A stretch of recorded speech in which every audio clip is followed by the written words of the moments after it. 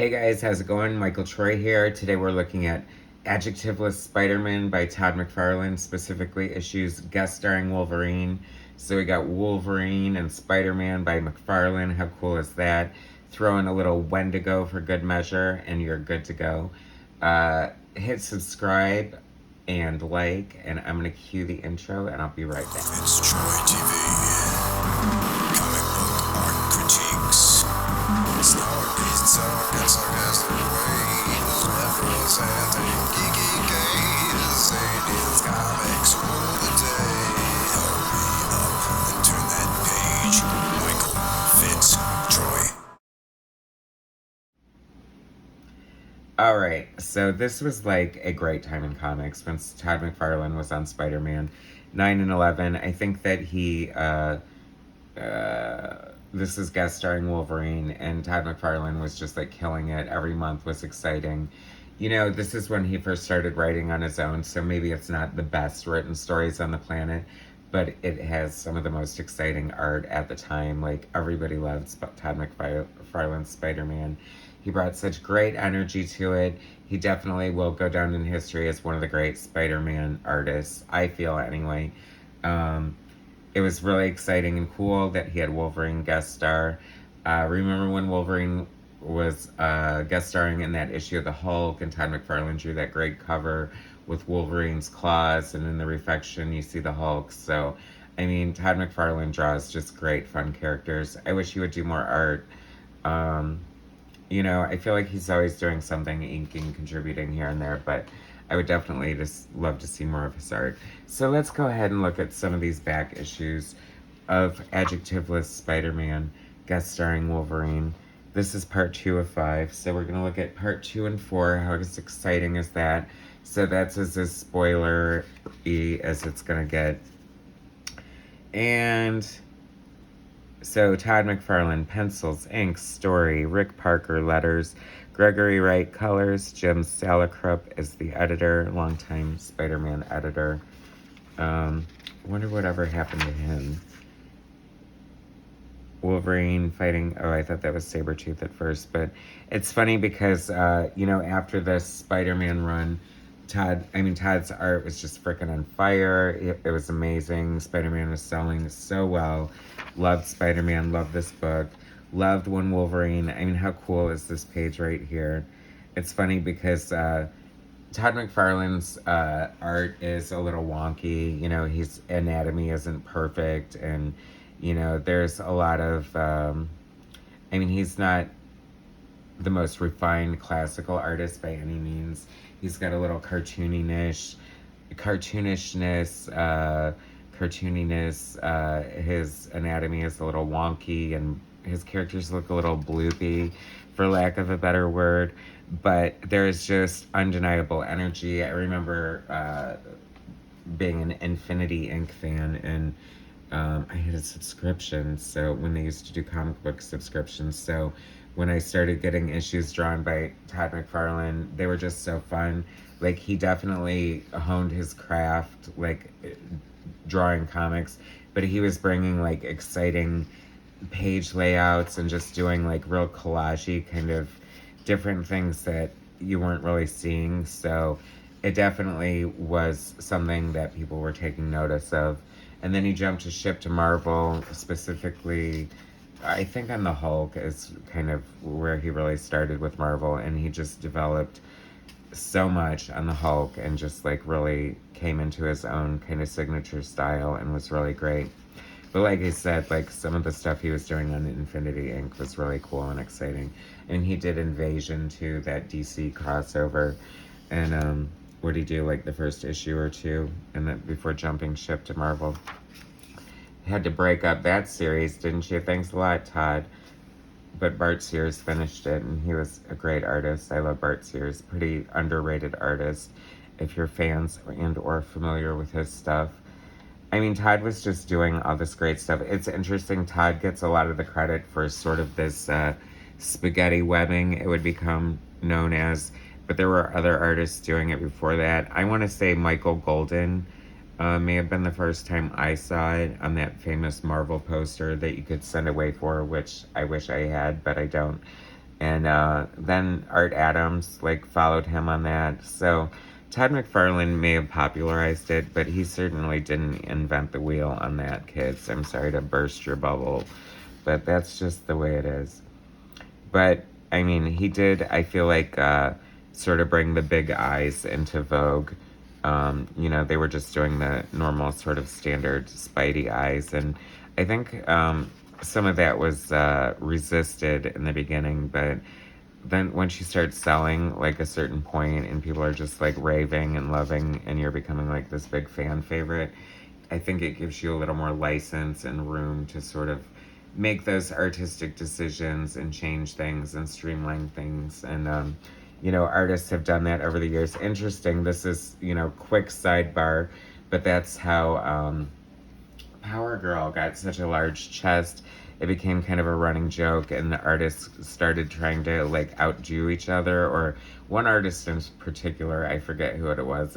I feel like Joe Staten might be it, but don't quote me on that. But just kept drawing her breasts larger and larger to see how, if it would get noticed or how they could get away with it.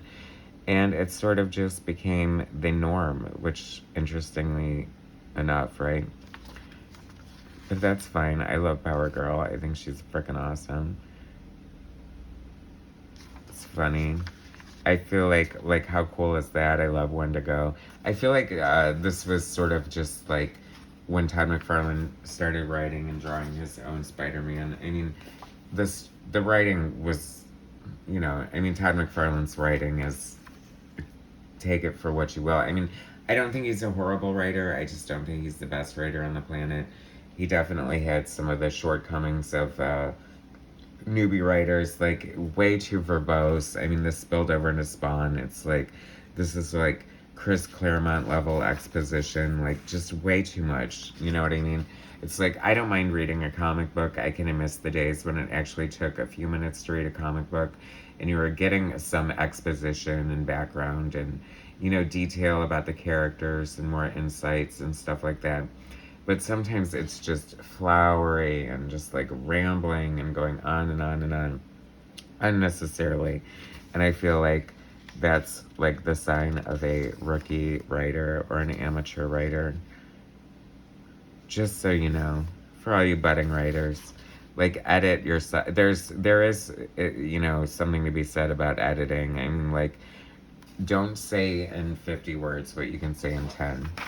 If you catch my drift. Unless it's just like so amazing and beautiful and flowery and poignant and meaningful. But really, are you that good? Are you William Shakespeare?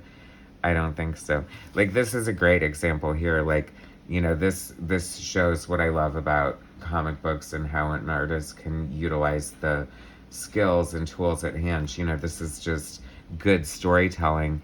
And you can completely tell what's happening here. Wendigo is sort of just like falling defeated into the water. And you don't need 50 captions to explain the wind breaking as he falls and the droplets splashing on his head or the blood pooling into the river around his big white hairy body. So that's how I would write it. God, that almost reminded me of Kirby Crackle right there. Am I sick or what? Kind of loving this. Speaking of wonky anatomy, like his head and his neck is like disappearing into his body. Yet he's got like this perfect, what do you call it? Posture. And, I don't know, his crotch looks kind of big and weird with the big like grandpa boxer shorts on, but hey, the whole thing together looks freaking awesome. I mean, I'm never gonna say no to Todd McFarlane drawing anything, let alone Wolverine guest starring in a Spider-Man comic that also features Wendigo. I mean, it's like Christmas and Halloween rolled together in one holiday right there.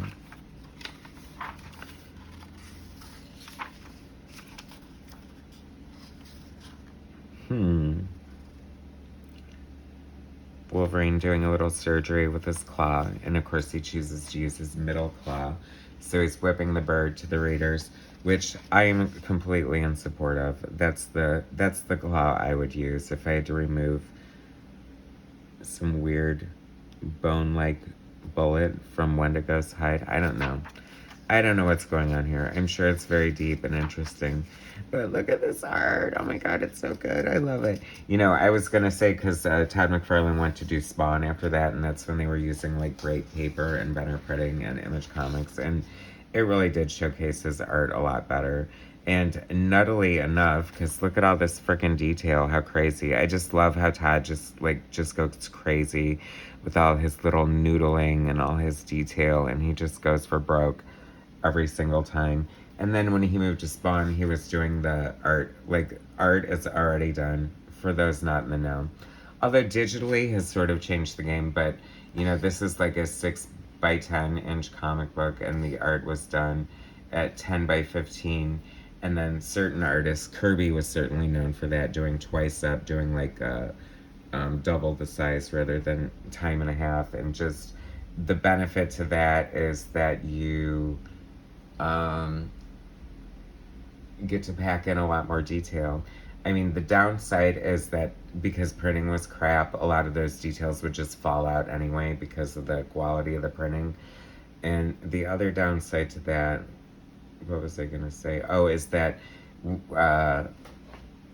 your eye can't see the whole page that big, so you kind of have to step back 3 or 4 feet from your own art to sort of make sure that the composition and the layout is working properly.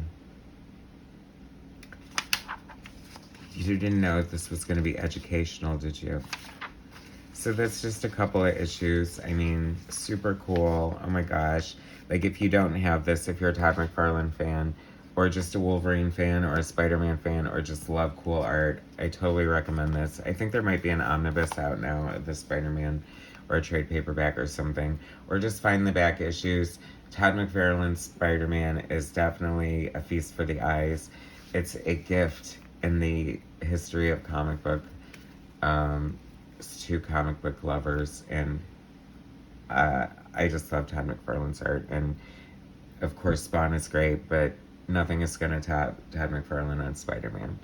Alright guys, so thanks so much for watching. Please subscribe to my channel, hit like, share my content, and I'll bring you some more soon. Alright, thanks guys.